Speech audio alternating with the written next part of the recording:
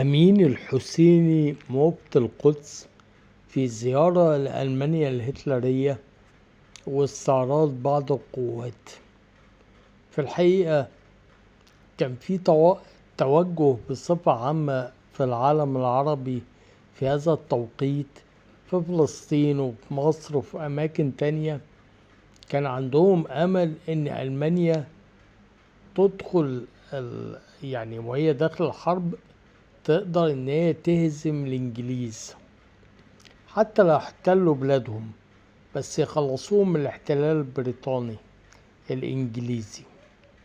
في الحقيقة شوارع القاهرة شهدت أشياء غير طبيعية، شهدت مظاهرات تهتف إلى الأمام يا رومل تقدم، اللي هو القائد الهتلري الألماني المشهور.